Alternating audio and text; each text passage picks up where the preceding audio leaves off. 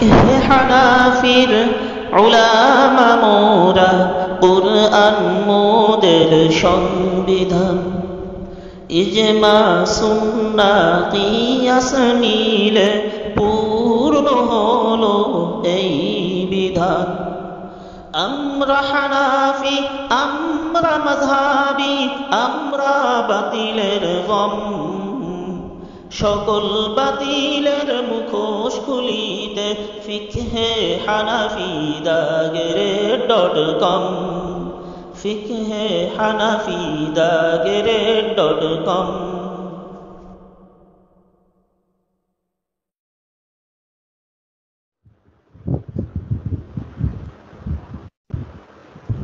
إن الحمد لله والصلاة والسلام على رسول الله أما بعد فأعوذ بالله من الشيطان الرجيم بسم الله الرحمن الرحيم يا أيها الذين آمنوا لا تتخذوا اليهود والنصارى أولياء بعضهم أولياء بعض ومن يتولهم منكم فإنه منهم إن الله لا يهدي القوم الظالمين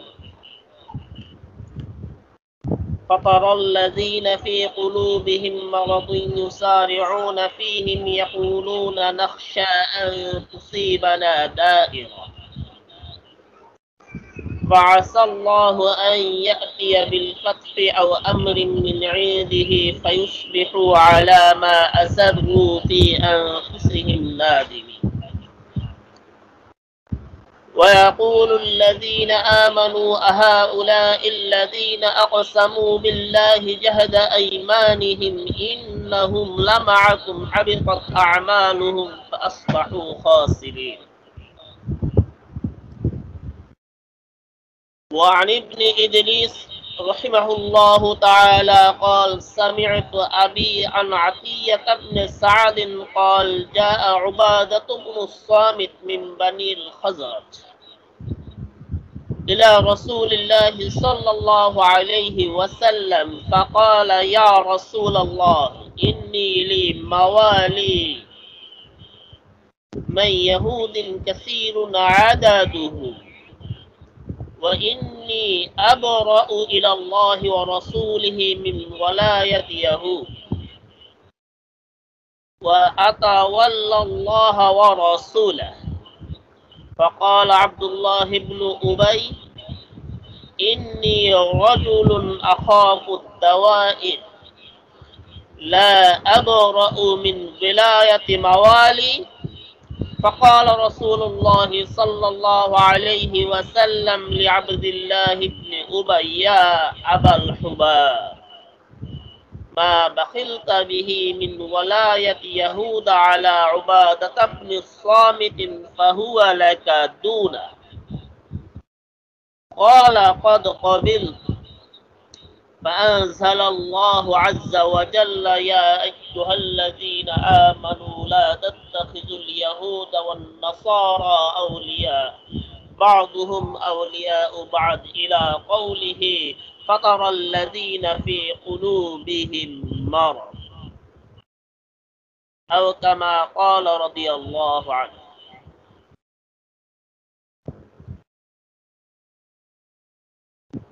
الحمد لله মহান রব্বুল ইজ্জাতের দরবারে অসংখ্য অগণিত শুকরিয়া যে রব্বুল আলামিন অনেক দয়া ও মায়া করে আপনাদেরকে এবং আমাকে পবিত্র কুরআন মাজিদের ধারাবাহিক তাফসীরে আলোচনা করা ও শোনার জন্য বিশ্বের বিভিন্ন প্রান্ত থেকে একত্রিত হওয়ার তৌফিক দান করেছেন। এই জন্য সেই পাক জাতের দরবারে শুকরিয়া আদায় করে বলি আলহামদুলিল্লাহ। পাশাপাশি আলোচনার শুরুতে গভীর সমবেদনা জ্ঞাপন করছি এবং দুঃখ প্রকাশ করছি আমার ওই সকল ভাইদের জন্য, ওই সকল বোনদের জন্য, ওই সকল নিষ্পাপ মাসুম সন্তানদের জন্য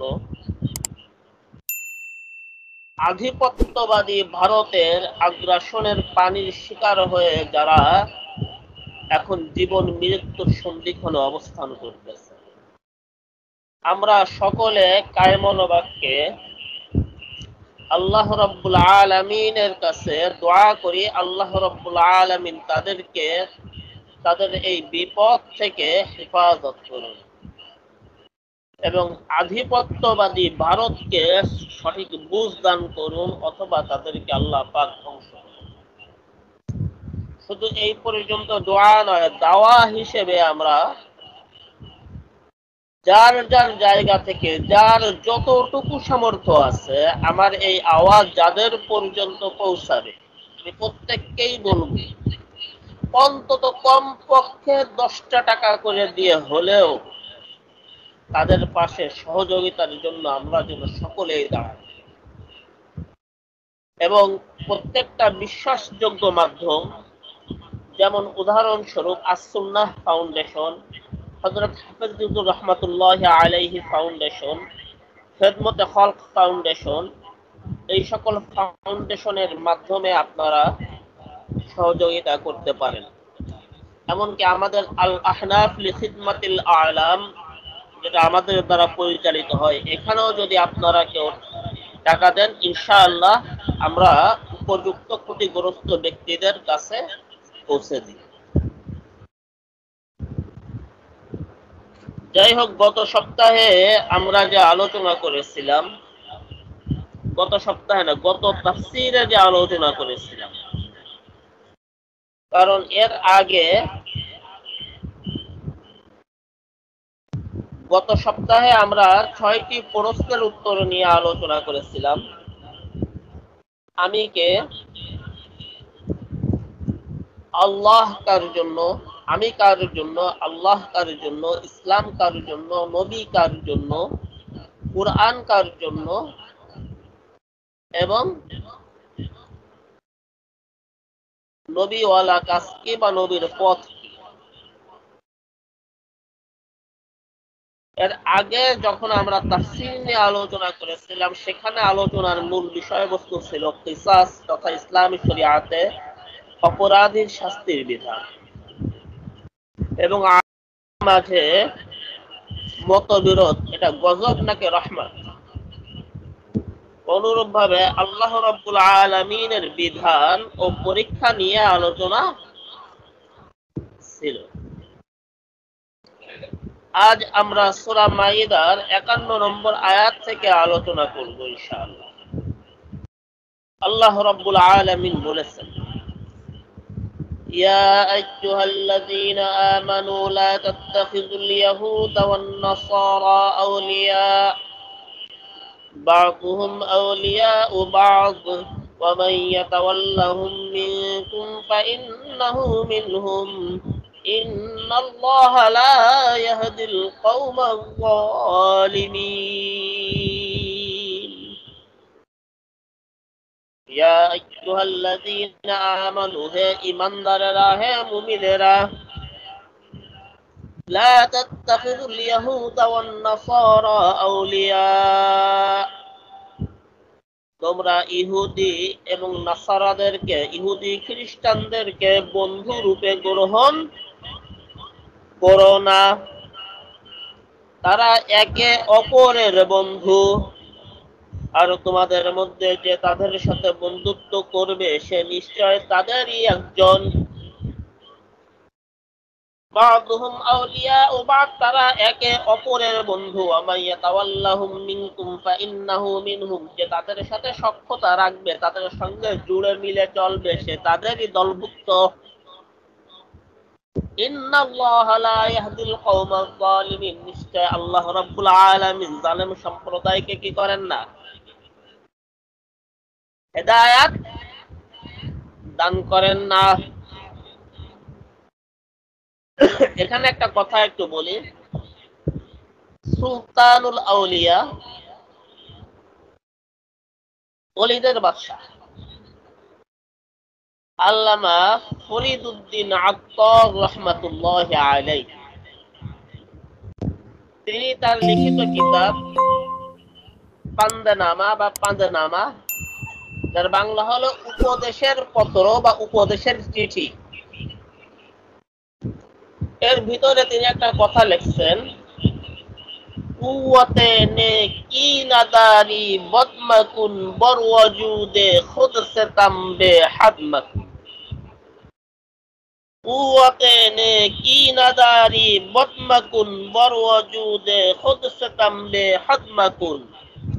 যদি তোমার ভালো কাজ করার শক্তি না থাকে, খারাপ কাজ করিও না। খারাপ কাজ করার মাধ্যমে নিজের অস্তিত্বের উপরে তুমি জুলুম করিও না। এখানে আল্লাহ পাক জালেমদেরকে হেদায়েত দেন না। এখানে জালেম দ্বারা উদ্দেশ্য আমরা যদি এটা মনে করি যে শুধু অন্যের উপরে জুলুম করা না, এখানে জালেম দ্বারা উদ্দেশ্য প্রাথমিকভাবে আমার নিজের উপরে জুলুম করা। কিভাবে জুলুম করব? আল্লাহ পাকের বিধান এখানে যে আল্লাহ পাক স্পষ্ট বলতেছেন, লা তাত্তাখিযুল ইয়াহুদা ওয়ান নাসারা আউলিয়া। তোমরা ইহুদি খ্রিস্টানদেরকে বন্ধু রূপে গ্রহণ করিও না। বাদুহুম আউলিয়া ও বাদ, তারা একে অপরের বন্ধু। ওয়া মান ইয়াতাওয়াল্লাহুম মিনকুম ফাইন্নাহু মিনহুম। তোমাদের ভিতরে যদি কোনো ব্যক্তি তাদের দিকে ফিরে যায় তথা তাদের মতাদর্শকে গ্রহণ করে, তাদের সঙ্গে বন্ধুত্ব রাখে, তাদের চেহারা সূরতকে যদি অবলম্বন করে, ফাইন্নাহু মিনহুম, তাহলে সে তাদেরই দলভুক্ত। কথাটা কার? আল্লাহ রাব্বুল আলামিন। হাদিসের ভিতরে আল্লাহ রাসূল সাল্লাল্লাহু আলাইহি ওয়াসাল্লাম বলতেছেন, মান শাব্বাহা বিকওমিন ফাহুয়া মিনহুম। যে ব্যক্তি যাদের সাদৃশ্যতা অবলম্বন করবে সে ব্যক্তি তাদেরই দলভুক্ত। আমরা বাংলায় প্রবাদ হিসেবে বলে থাকি, যার সাথে যার মহাব্বত তার সাথে তার কিয়ামত। বুঝি তো, বলিও তো, কিন্তু আমার লেবাস, আমার শরীরের দিকে তাকাইলে এমন ভাবে ইন করে শার্ট প্যান্ট টাই গলায় টাই ঝুলায় ইন করে টাকনুর নিচে কাপড়ও পরি, চেহারাটা এমন ভাবে ক্লিন শেপ, মাথার চুলগুলো এমন স্টাইল যে আল্লাহ না করুক অপরিচিত কোন জায়গায় যদি আমি মারা যাই আর আমার পকেটে যদি আমার আইডি কার্ড বা আমার পরিচয় পাওয়ার মতো এমন কিছু না থাকে যে আমি কে, তাহলে অন্তত পক্ষে ধর্ম নির্ণয়ের জন্য আমার প্যান্ট বা লুঙ্গি খোলা ছাড়া আর কোনো উপায় থাকে না। সাদৃশ্য তাদের সঙ্গে, কিয়ামত হবে আবু বকরের সঙ্গে, তাই না? আমার সাদৃশ্য বুশের সঙ্গে, ডোনাল্ড ট্রাম্পের সঙ্গে, বাইডেনের সঙ্গে। কিয়ামতের আশা করি, হাসরের আশা করি আবু বকরের সঙ্গে। আমাকে দেখলে নেতানিয়াহুর সঙ্গে খুব ভালো মিলে যায়। আমি হাসরের আশা করি, কিয়ামতের আশা করি, পরকালের আশা করি হযরত ফারুক আযমের সঙ্গে। আমার চালচলন সেই ফ্রান্সের ম্যাক্রোর সঙ্গে, নবীর দুশমন ম্যাক্রোর সঙ্গে মিলে যায়। আমি আশা করি আমার হাসর হবে গনি আজম উসমান গনির সঙ্গে। না, এত সোজা না। ওয়ামান ইয়াতাওয়াল্লাহুম মিনকুম ফাইন্নাহু মিনহুম। দুনিয়াতে যার সঙ্গে যার মহাব্বত, তার সঙ্গে পরকালেই তার কিয়ামত। মৃত্যুর পরে তার কিয়ামত, তার সঙ্গে হাদিসেও আছে, কুরআনেও আল্লাহ বলছেন। সুতরাং কি নাই, এখান থেকে বাঁচার উপায় নাই যদি আল্লাহ পাক বিশেষ অনুগ্রহে মাফ না করে। ফিরে আসার এখনই সময়।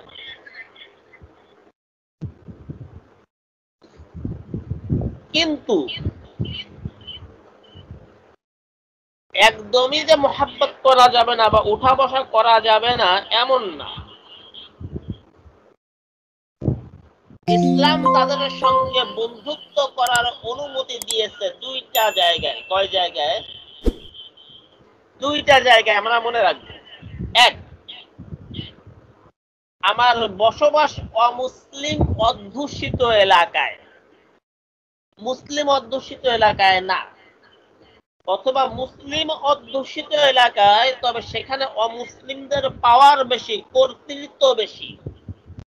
যেমন আজ থেকে 16-17 দিন আগেও আমাদের দেশে মুসলিমদের থেকে অমুসলিমদের কর্তৃত্ব, ক্ষমতা বেশি ছিল। এক গ্রামে একটা হিন্দু পরিবার থাকলে সমস্ত মুসলমানদেরকে দাবলায় নিয়ে বেড়াইছে প্রশাসন সাথে নিয়ে। আমরা মুসলিমরা সংখ্যালঘু হয়ে গেছিলাম। আমাদের 64 জেলার ভিতরে 43টা জেলার ডিসি একটা পর্যায়ে অমুসলিম হয়ে গেছিল। আমাদের বাংলাদেশে কয়েকশো ইউনো অমুসলিম ছিল, অধিকাংশ থানার ওসি তো অমুসলিম ছিলই। আমরা এক প্রকারের সংখ্যালঘু হয়ে গেছিলাম। এই জাতীয় অবস্থা, অর্থাৎ আমার বসবাস অমুসলিম অধ্যুষিত এলাকায় অথবা মুসলিম অধ্যুষিত এলাকায় ঠিক, কিন্তু প্রভাব বেশি অমুসলিমদের। এহেন পরিস্থিতিতে ইসলাম অমুসলিমদের সঙ্গে বন্ধুত্ব করার অনুমতি দেয় এই শর্তের সঙ্গে যে তাদের সঙ্গে বন্ধুত্বর ভাব নিতে হবে, উঠা বসা এতটুকুই করতে হবে যতটুকু না করলে তার জীবন ও সম্পদ ও দিনের ক্ষতি হওয়ার সম্ভাবনা আছে।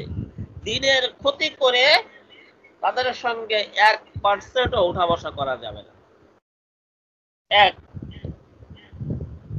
নাম্বার 2, অমুসলিমের সঙ্গে আমি বন্ধুত্বের ভান করব যেখানে অমুসলিম অধ্যুষিত এলাকা না বা তাদের পাওয়ার বেশি, এই কারণে না, এই কারণে করব যেন আমি তাকে দাওয়াত দিতে পারি ইসলাম, তাকে ইসলামের পথে ফিরিয়ে আনার চেষ্টারত অবস্থায় আমি তার সঙ্গে বন্ধুত্ব করতে পারি, এর বাহিরে নয়। 52 নম্বর আয়াত, فترى الذين في قلوبهم مرض يسارعون فيهم يقولون نخشى أن تصيبنا دائرة فعسى الله أن يأتي بالفتح أو أمر من عنده فيصبحوا على ما أسروا في أنفسهم نادمين। আল্লাহ পাক বলতেছেন ফাতারাল্লাযীনা ফী কুলূবিহিম মারাদ, হে নবী আপনি দেখতে পাবেন ওই সকল লোকদের যাদের অন্তরে রোগ রয়েছে, মারাদ অসুখ রয়েছে, ব্যাধি রয়েছে। তারা একটা কাজ করবে, দেখলে খুব ভালো করে চিনতে পারবে। তারা কি করবে? ইউসারিউনা ফীহিম, তারা ছুটতে থাকবে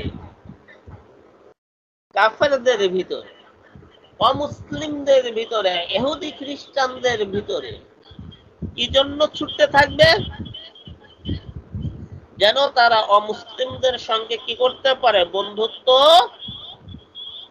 করতে পারে, এই জন্য ছুটতে থাকবে। ছোটেন আমাদের সমাজে একদল বারবার অমুক দেশ সফরে যায়, তমুক দেশ সফরে যায়, শান্তির বার্তা নিয়ে যায়, বন্ধুত্ব বাড়ানোর জন্য যায়। আলামত আল্লাহ বলে দিয়েছেন, এরা কারা? এদের অন্তরে রোগ আছে, এরা মুনাফিক। ইয়াকুলুনা নাখশা আন তুসিবানা দাইরা। আর তারা এই ছোটে আর যায় আর কি বলে তা জানেন?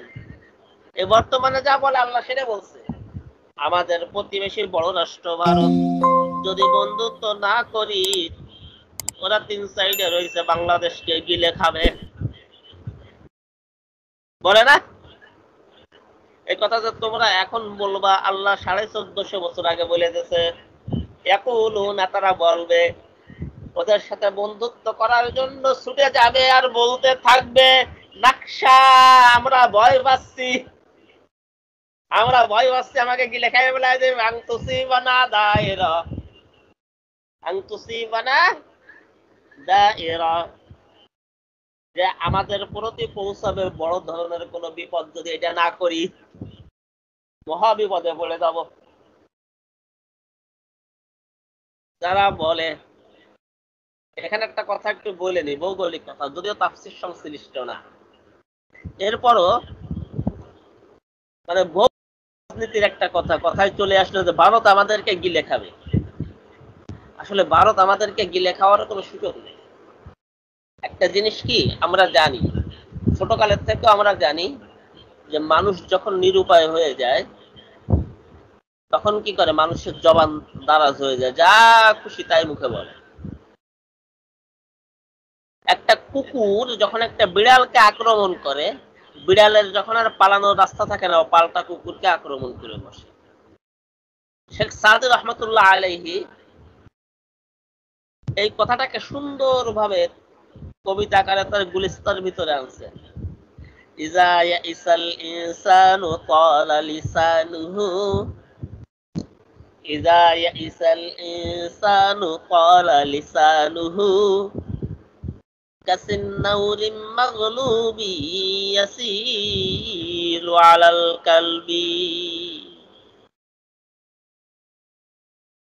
যখন মানুষ তার জীবন সম্পর্কে নিরাশ হয়ে যায় তখন তার জবান ভুলে যায়, যেমন ভাবে পরাজিত বিড়াল কুকুরের উপরে আক্রমণ করে দেয়। ভারতের অবস্থা এরকম, ওর এক সাইডে বাংলাদেশ, যে বাংলাদেশ রাষ্ট্রের 90% মানুষ ওকে পছন্দ করে না, আরেক সাইডে পাকিস্তান, যারা 90% মানুষ ওকে পছন্দ করে না, আরেক সাইডে চীন, যাদের অধিকাংশ মানুষ এবং রাষ্ট্রীয়ভাবে ভারতকে গিলে খাইতে চায়, আরেক সাইডে নেপাল, তারাও পারলে ভারতকে গিলে খাইতে চায়, আরেক সাইডে মায়ানমার, এরাও পারলে, এদের অধিকাংশ সাধারণ মানুষ পারলে ভারতকে গিলে খাইতে চায়। তাহলে চার সাইডে দাঁতের মাঝখানে জিহ্বা পড়ে গেছে, এখন কি করতেছে, ছটফট করতেছে, একটু হম্বি তম্বি করতেছে, তো ওরে খাবো, এই ওরে খাবো, কোন সময় কয় চীনে খাবো, কোন সময় কয় পাকিস্তানের স্ট্রাইক চালাবো, কোন সময় কয় নেপালে দেখায় দেবো, মায়ানমার এই করব, বাংলাদেশকে সুবই মারবো, এই করব তাই করব, কত রকম কথা, হুমকি তুমকি। আসলে ও তো অবস্থা এমন যে ওর আছে টেনশনে, যে কোনো মুহূর্তে ওকে যে কেউ গিলে খায় ফেলায় দেবে। এই 5 সাইডে যদি ওরা গিলে খায়, একজনের সাথে বাঁধাবে আর 4 সাইডে বাকিরা গিলে খাবে। ও আছে কঠিন বিপদে, এই জন্য একটু হম্বি তম্বি করে। আসলে ওর কাউকে গিলে খাওয়ার ক্ষমতা নেই, ওর 4 সাইডে যেভাবে রয়েছে ওরে সবাই গিলে খাবে। সুতরাং আমরা যে বলি আমাদেরকে গিলে খাবে, এটা মুনাফিকের আলামত। 1 নম্বর তো মুনাফিকের আলামত, 2 নম্বর হচ্ছে ভূ রাজনীতি সম্পর্কে তার জ্ঞানও নাই, ইমানেরও কোনো ঠিক ঠিকানা নাই, কোন পর্যন্ত আছে আল্লাহ পাক ভালো জানেন। ভূ রাজনৈতিক জ্ঞানও নেই যারা বলে ভারত আমাকে গিলে খাবে। فعسى الله أن يأتي بالفتح أو أمر من عنده فيصبحوا على ما أسروا في أنفسهم نادمين। কিন্তু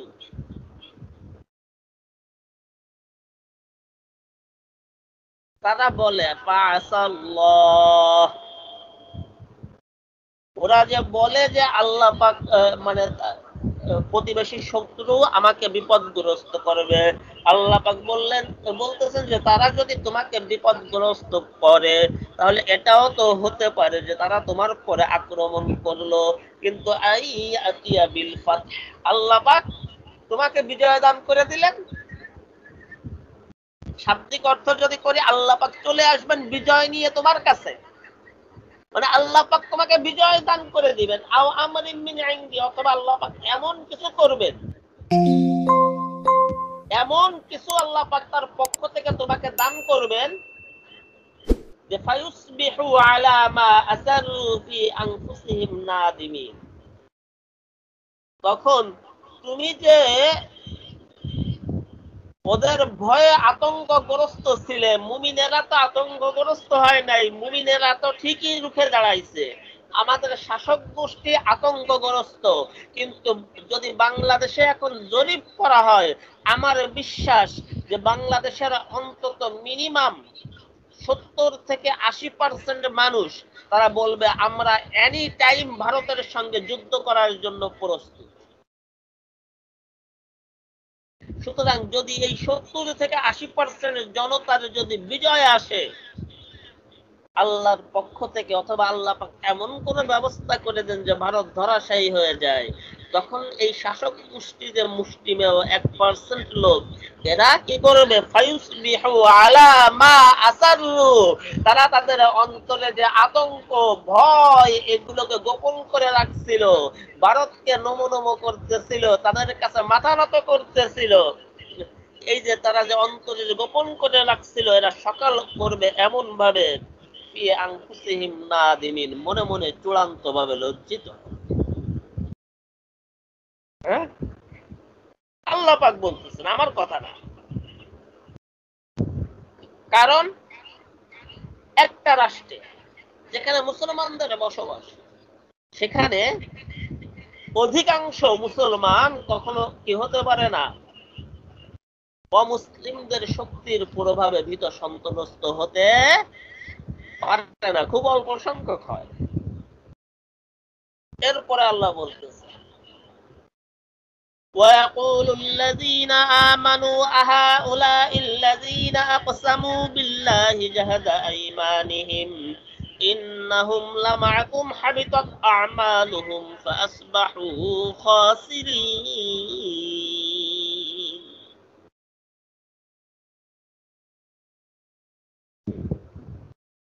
তখন এই যে অপদস্থ আপাও দোয়াগুলা, যারা ভয় পাইত, মুনাফিকার দল,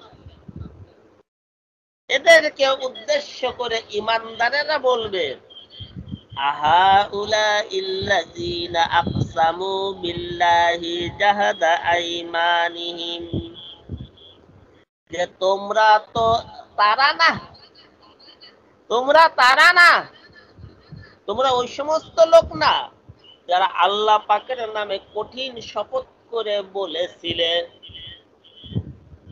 যে ইন্নাহুম লামাকুম, যে তারা তোমাদের সাথে আছে।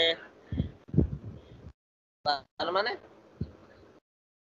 এরা কয় না আমরা ইন্ডিয়ার দালাল না, কেউ কবে চীনের দালাল না, কেউ কবে আমেরিকার দালাল না, বহুভাবে বুঝাইতে চায়। ইন্ডিয়ার চূড়ান্ত দালালও আমাদেরকে বহুভাবে বুঝাইতে চাইছে দেশের স্বার্থ সবার আগে, এই জন্য ইন্ডিয়ার সাথে মিশি আল্লাহর কসম আমরা ইন্ডিয়ান দালাল না। এখন তোরা খেয়ে গেছে দেশপ্রেমিক জনতা, এখন তাদেরকে উদ্দেশ্য করে বলতেছে তোমরা তারা না যারা কইছিল ইন্ডিয়া আমাদেরকে রক্ষা করবে। এই যে আমাদের একজন কয়েছিল ইন্ডিয়া যে ভারতকে বলে আসছি শেখ হাসিনা সরকারকে ক্ষমতায় রাখতে হবে, মুমিনেরা উপহাস করবে তাদেরকে, তোমাদের সাথে আছে।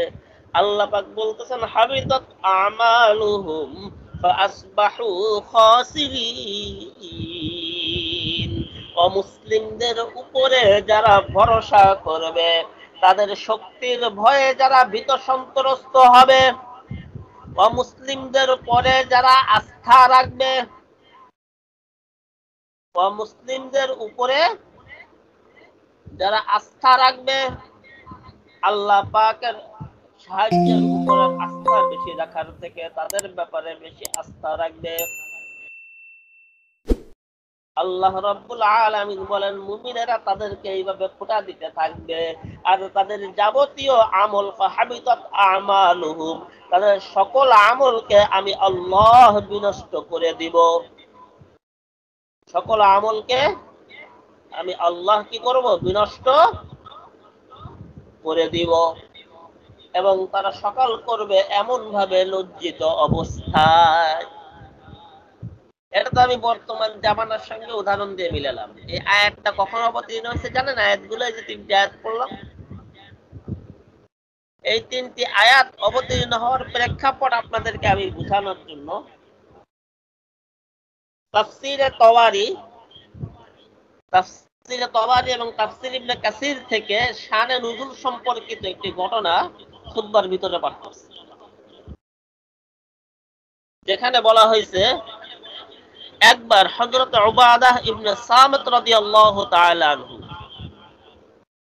একবার উবাদাহ ইবনে সামিত রাদিয়াল্লাহু তাআলা আনহু আল্লাহ রাসূল সাল্লাল্লাহু আলাইহি ওয়াসাল্লামের কাছে আসেন এবং আল্লাহ রাসূল সাল্লাল্লাহু আলাইহি ওয়াসাল্লামের কাছে এসে বলেন যে অনেক ইহুদিদের, আল্লাহ রাসূল ইয়া রাসূলুল্লাহ, অনেক ইহুদিদের সাথে আমার সঙ্গে কি আছে? সুসম্পর্ক আছে। অনেক ইহুদিদের সঙ্গে আমার সঙ্গে কি আছে? সুসম্পর্ক আছে। এবং তাদের ভিতরে অধিকাংশের সঙ্গে আমি আমার বন্ধুত্ব কি করেছি? ভেঙে দিয়েছি। তাদের ভিতরে অধিকাংশের সঙ্গে আমি আমার বন্ধুত্ব কি করেছি? ভেঙে দিয়েছি। আরেক বর্ণনায় তিনি বলেন যে আমি তাদের সকলের সঙ্গে বন্ধুত্ব আল্লাহ এবং তার রাসূল সাল্লাল্লাহু আলাইহি ওয়াসাল্লামের জন্য ভেঙে দিলাম। তখন আল্লাহ রাসূল এবং একথাও বলেন যে আল্লাহ এবং তার রাসূল সাল্লাল্লাহু আলাইহি ওয়াসাল্লামের বন্ধুত্ব আমার জন্য যথেষ্ট।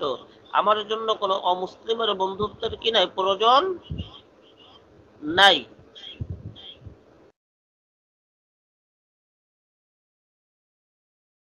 তখন ওই জায়গায় উপস্থিত ছিল মুনাফিক সর্দার। কে বলতে পারবেন নাম কেউ? নিকৃষ্ট একজন মুনাফিক সর্দার, আব্দুল্লাহ ইবনে উবাই ইবনে সালুল। সে বলে উঠল, ইন্নী রাজুলুন আখাফু দাওয়াইর লা আবরাউ মিন বিবিলায়াতি মাওয়ালি। এই মুনাফিক সর্দার আব্দুল্লাহ ইবনে উবাই ইবনে সালুল সে বলে উঠল যে তোমার মতন অপরিণামদর্শী চিন্তা ভাবনা আমি করি না। আমার চিন্তা ভাবনা আকপিস ভেবে চিন্তে আমি কি করি? ডিসিশন নিয়ে, এটাই আমার অভ্যাস এবং আমার দ্বারা এটা হতে পারে না। কারণ এটা তো বলা যায় না যে কোন সময় কি ঘটে যায়। তার মানে চিন্তা ভাবনা এমন, এমনও তো হতে পারে আল্লাহ রাসূল পরাজিত হতে পারে, ওরা মেরে ফেলতে পারে, তখন তো আমাকে বাঁচতে হবে। কথাটা অনেকটা এই জাতীয় অর্থে বোঝাচ্ছে। সুতরাং আমি তাদের সঙ্গে কি করিনি? বন্ধুত্ব ছিন্ন করিনি। فقال رسول الله صلى الله عليه وسلم لعبد الله بن أبي يا أبا الحباب ما بخلت به من ولاية يهود على عبادة بن الصامت فهو لك دونه। আল্লাহ রাসূল সাল্লাল্লাহু আলাইহি ওয়াসাল্লাম মুনাফিক সর্দার আব্দুল্লাহ ইবনে উবাই লানাতুল্লাহি আলাইহি ওকে উদ্দেশ্য করে বললেন যে হে আব্দুল্লাহ বা হে আবাল হুবাব,